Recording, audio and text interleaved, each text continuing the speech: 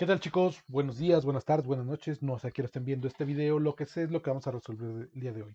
El día de hoy, siguiendo la línea de pensamiento que veníamos manejando dentro de la sesión de videos que vengo haciendo, vamos a resolver un problema de geometría diferencial, el cual va a ser ilustrativo para ver cómo se ocupan las herramientas que hemos definido en anteriores videos. Vamos a encontrar los vectores principales, elementos de esta parte de la geometría diferencial, las fórmulas de Frenet-Serret, que básicamente es el vector tangente, el vector normal, el binormal, la curvatura y la torsión. Le vamos a encontrar esos elementos para esta curva que es un círculo de radio A y pues básicamente pues representado de este modo, ¿no? Esto es un círculo de radio A en el plano, creo que todo el mundo sabemos cómo se representa.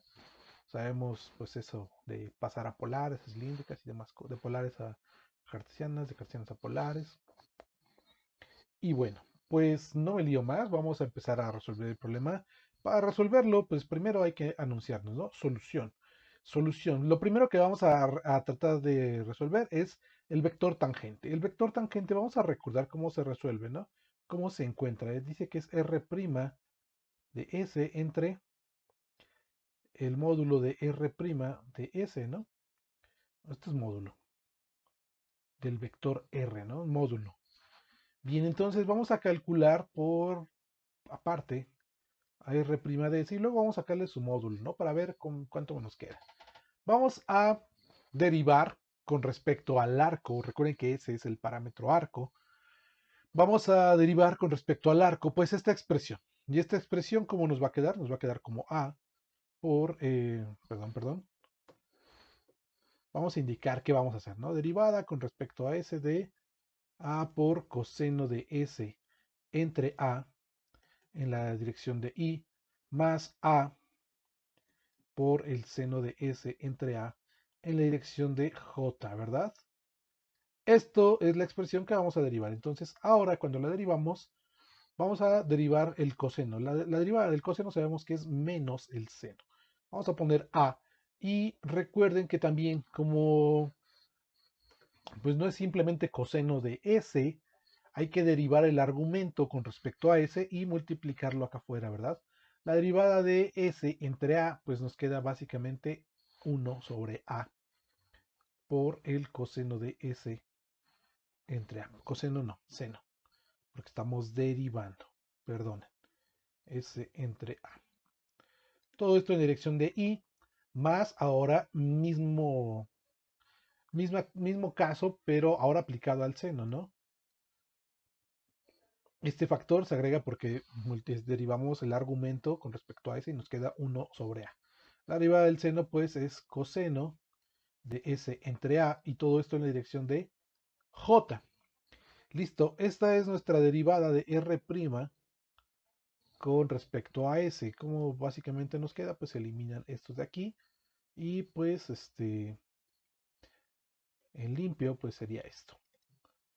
El seno de S entre A por I más el coseno de S entre A por J. Entonces, pues ahí está, ¿no? Eso es lo que tenemos. Ahora vamos a calcular el módulo de R' de S. ¿Cuánto es el módulo de esta cosa? Ay, caramba, vamos a ponerlo así. Módulo de esta cosa, vamos a sacar raíz cuadrada de la primera entrada de vectores, vamos a elevarla al cuadrado, que nos quedaría como seno cuadrado de S entre A, más la segunda entrada elevada al cuadrado, que nos quedaría como coseno cuadrado de S entre A. Y nos damos cuenta que seno cuadrado más coseno cuadrado, pues esto es raíz de 1. Por lo tanto, el módulo de la derivada, pues vale 1. Entonces, lo que terminamos teniendo es que el vector, vamos a poner nuestro resultado en rojo para que resalte, se vea más malvado. Eh, lo que vamos a terminar teniendo es prácticamente que este vector tangente y unitario nos quedó prácticamente de aplicar la derivación. Ojo que nosotros sí calculamos el módulo, pero el módulo nos dio 1. Entonces, pues este vector ya era unitario desde su nacimiento, de su construcción, ¿no? No nacimiento, su construcción. Listo, ya tenemos el vector t. Ahora vamos a calcular el vector normal.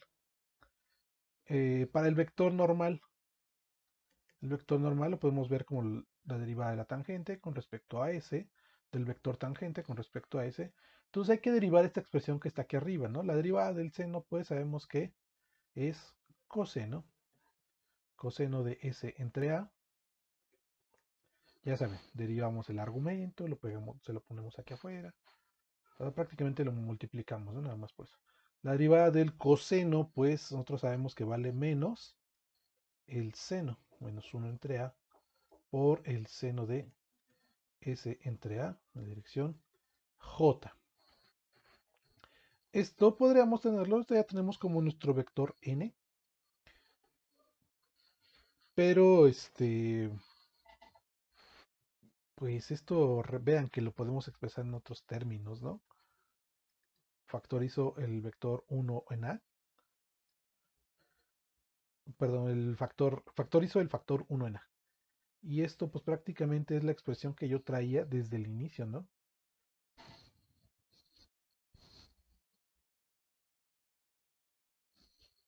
Pero con un menos. Aquí, aquí, aquí, aquí, aquí, aquí, aquí. Ah, caray. Retomamos 3, 2, 1. Muy bien, la expresión que yo tenía. Ajá, aquí yo pues me comí un menos. Aquí vamos a ponerle también un menos que me lo comí. Por eso no me queda. Listo. Entonces lo que nos queda es prácticamente esto. Coseno S de A, seno S de A, pues son prácticamente las expresiones para el vector R, ¿no? R. Entonces, pues así lo tenemos, así lo podemos expresar. Es un modo de expresarlo. Ahora, hay que calcular lo que es la curvatura, o sea, lo que nosotros llamamos el factor kappa. Factor kappa de t en ds, pues es el módulo. Esto hay que tomarlo en módulo, ya saben. 1 entre a cuadrada por el coseno cuadrado de s entre a, más 1 entre a cuadrada por seno cuadrado de s entre a. Y esto prácticamente, ¿qué es?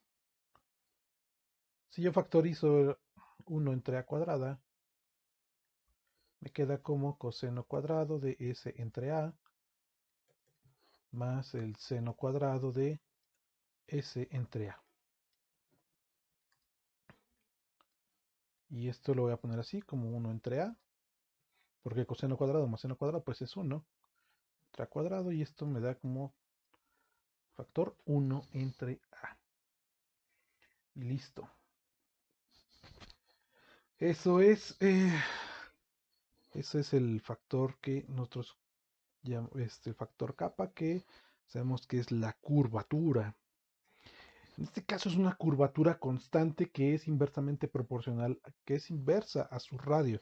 No inversamente proporcional, es inversa a su radio. Entonces, pues ahí está. Ahí está el asunto, ahí está la cosa. Pues está bastante amable, ¿no? Ahora vamos a calcular.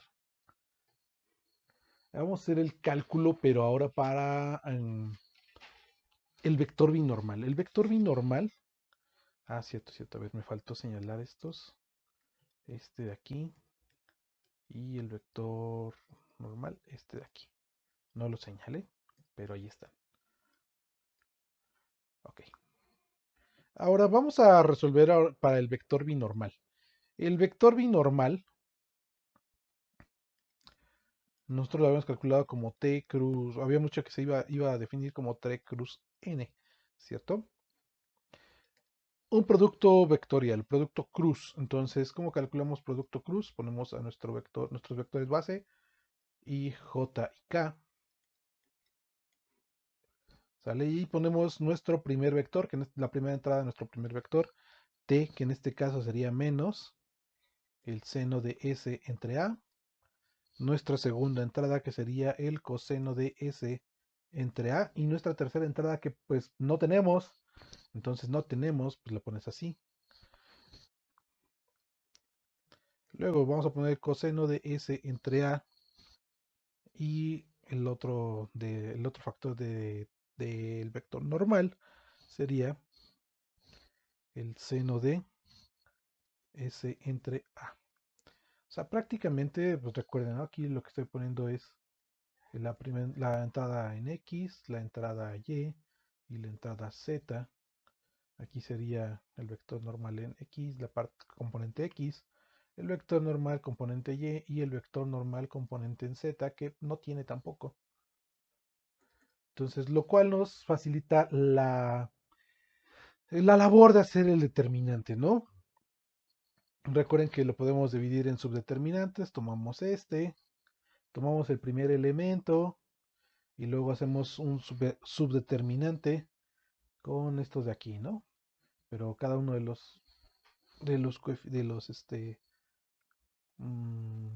elementos dentro del determinante, pues se va a multiplicar por un cero, ¿no? Tomamos este j, quitamos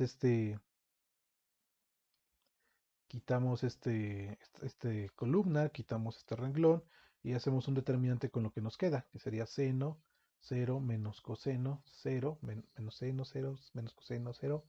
Hacemos determinante, pero como tienen incluido el 0, o sea, esto siempre le va a pasar, siempre que le salga una columna de 0, pues se va a reducir muchísimo el cálculo de su determinante, ¿no? Ahora, si elegimos el vector k, ¿qué es lo que vamos a hacer? Vamos a quitar esta columna, vamos a quitar este renglón y vamos a tener que calcular un determinante entre las componentes que nos quedan.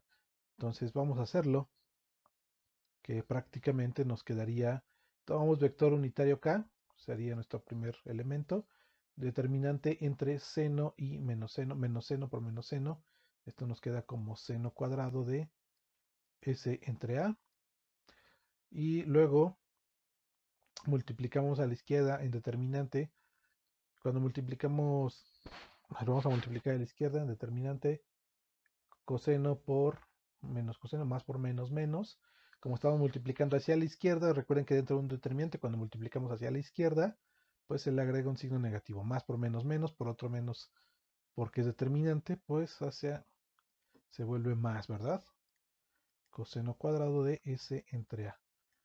Bueno, espero que para este punto ya tengan más dominado esto y no dependan tanto de mi burda explicación para este determinante. También se puede aplicar la regla de Sarrus, donde agregamos estos dos primeros para acá, calculamos multiplicamos en diagonales hacia la derecha, diagonales hacia la izquierda. Siempre que multiplicamos hacia la izquierda, agregamos signos menos, les va a quedar esto mismo, ¿no? Seno cuadrado más coseno cuadrado, entonces esto quiere decir que nuestro vector binormal va a ser igual a k. Y bueno, por último, si calculamos, o sea, recuerden que db en ds, esto le vamos a llamar tau, que es nuestra torsión.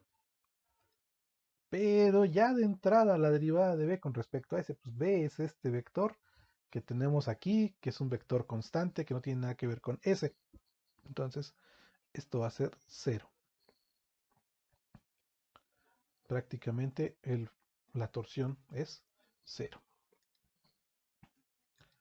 Entonces, pues este es el resultado de nuestro problema que hemos realizado. Está más o menos largo. Tenemos primer resultado, t, tenemos n, tenemos la curvatura, tenemos el vector binormal, tenemos la torsión. Entonces, pues eso es todo lo que había que calcular. ¿Esto qué quiere decir? Que un círculo pues tiene una curvatura constante que pues es inversa al radio y no tiene torsión un círculo, ¿no? Entonces, pues ahí está, calculado de un modo bastante sencillo y pues modo directo, rudo, ¿no? Así a golpes, cómo va la cosa. Entonces, este es el método completamente, digamos, a martillazos, o sea, el método rudo, directo, así como van las definiciones, así lo calculamos. Hay teoremas que nos pueden facilitar, en algunos casos, encontrar estos vectores, ¿no? Tanto t como n como b, pero pues ya pensaré si vamos a intentar ponerlos dentro del contexto de los videos de geometría diferencial para las fórmulas de Frenet-Serret. Y pues nada, ¿no? Esto es pues básicamente todo eh, sobre esta curva que estamos tratando, ¿no? Entonces espero que les sirva mucho, que les ayude. Y pues nada, nos vemos en otro video, ¿sale? Hasta luego.